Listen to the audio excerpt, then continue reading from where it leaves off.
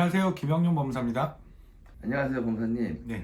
도박비 때문에 네. 개인 회생을 하시는 분들이 많다고 들었습니다. 실제로 얼마나 많은 분들이 도박빚으로 개인 회생을 하게 되는지요? 제가 그 개인 회생을 뭐 한 달에 수십 건씩 참 많이 하는 사무실인데요. 개인 회생을 상담 오시는 분들 중에서 특히 젊은 분들이 많으세요. 젊은 분들 중에서도 특히 남자분들이 더 많으신데 이런 분들 같은 경우는 거의 상담 전화의 한 3, 40% 정도는 도박비 때문에 이렇게 고민하시면서 전화를 주시는 경우들이 많아요. 그래서 상당히 많은 분들이 사실은 도박 때문에 좀 채무가 과중해 주셔서 고민을 많이 하고 계신 거죠. 네, 도박이 중독성이 강해서 도박을 끊는 것이 어렵다고 합니다. 네. 법무사님께서는 그동안 도박비 때문에 상담하신 분들을 경험하시면서 단도박을 위해서 중요한 것이 무엇이라고 생각하시나요? 제가 한번 그 사례를 한번 들어볼까요? 제가 한 4년 정도 된 것 같은데, 도박 때문에 고민을 많이 하시다가 이분도 역시 전화를 주셨던 분이고, 서류 준비까지 거의 해가고 계셨어요. 개인회생을 신청하기 위해서. 그런데 이분이 하루는 전화가 오셔서 부모님이 뭐 알게 되셨는데 그 빚을 갚아주겠다고 하신다, 도와주시겠다고 하신다 그러셔서 개인회생을 중단을 했던 분이 계십니다. 그런데 안타까웠던 게 이분이 몇 달이 되지 않았어요. 한 5, 6개월 정도 된 후에 다시 연락이 오셨어요. 부모님이 빚을 갚아주시니까 신용이 다시 살아나셨잖아요.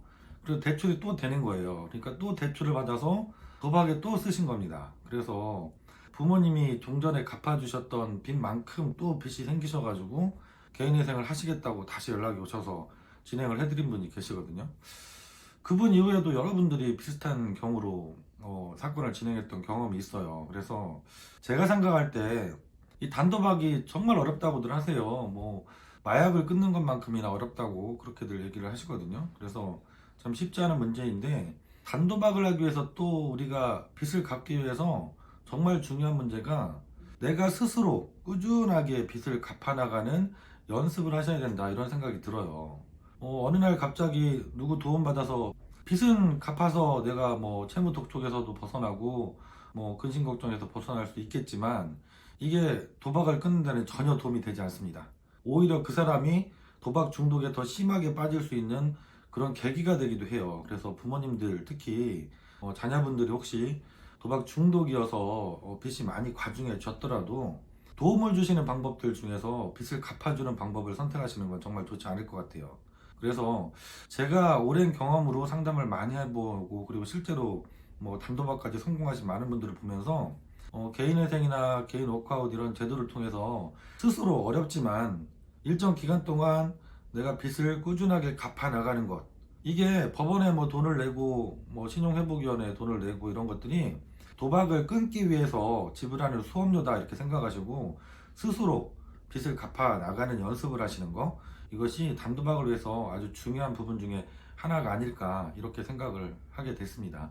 네, 도박으로 생긴 빚을 갚아나갈 수 있는 좋은 방법은 무엇이 있을까요?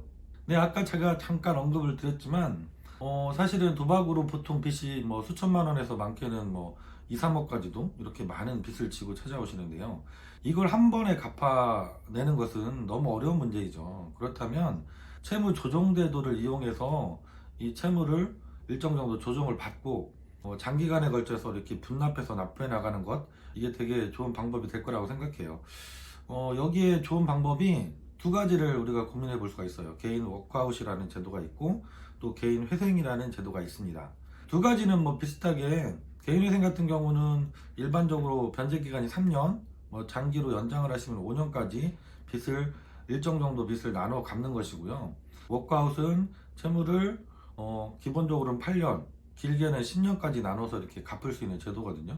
그러니까 내가 당장 그 많은 빚을 갚을 수는 없지만 내가 직장 생활을 하거나 소득이 있는 분이라고 하면 이렇게 장기로 분납을 해서 갚아 나가시는 거는 충분히 가능하신 일이거든요.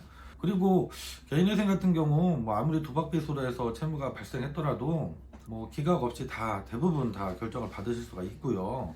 그리고 변제 금액도 뭐 걱정하시는 것처럼 100%다 갚아라 이렇게 하기보다는 조금 더 조정을 받아서 채무를 탕감받으면서도 진행할 수도 있기 때문에 뭐 좋은 방법이 되지 않을까 생각이 들어요.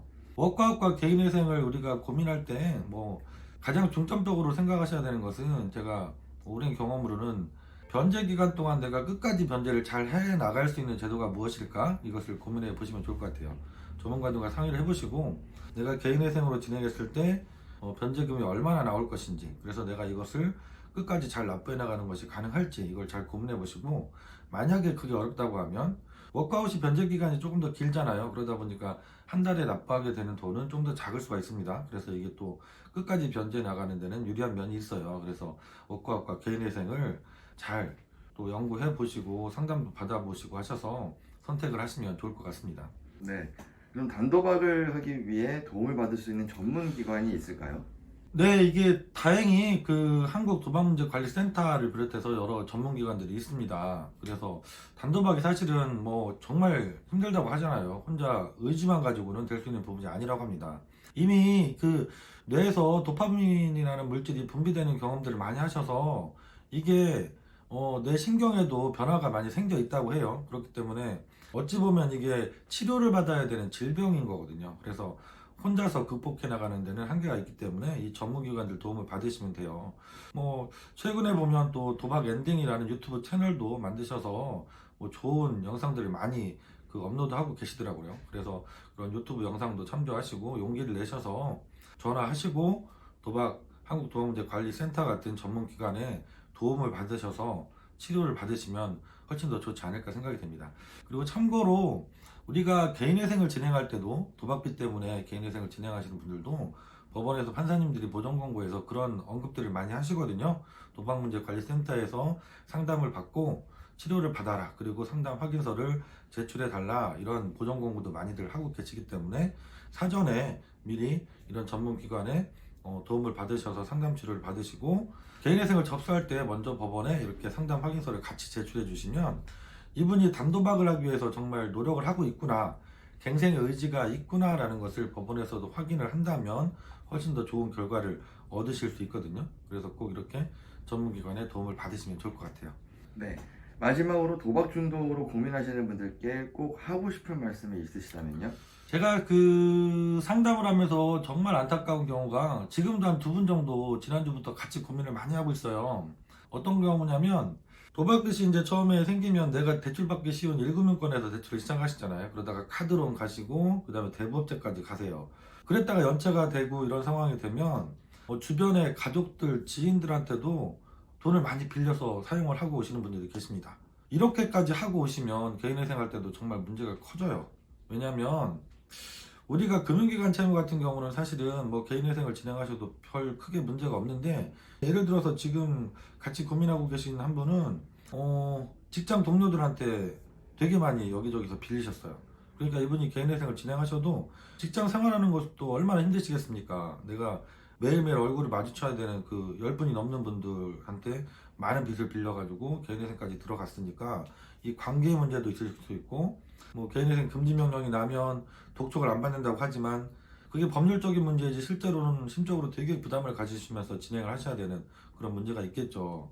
그리고 법원에서도 아무래도 이게 반복적으로 금융기관 빚 갚기 위해서 개인 빚까지 빌려서 또 도박을 하시고 또 금융기관 빚을 또 빌려서 개인 빚을 갚고 이런 게 반복되면 우리가 개인회생을 결정받기도 상당히 좀 까다로워져요. 그래서 내가 도박 중독에 빠져 있기 때문에 뭐 계속 또 도박을 하고 싶은 욕구를 견뎌내는 게 쉽지 않겠지만, 내가 대출을 받아서까지 도박빚이 생겼다, 그렇다면 거기서 끊으셔야 돼요.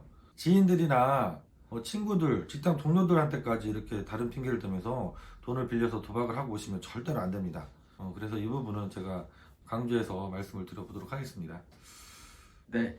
오늘도 알찬 정보 제공해 주셔서 감사드리고요. 다음 주에도 다시 한번 찾아뵙도록 하겠습니다. 감사합니다. 네, 감사합니다.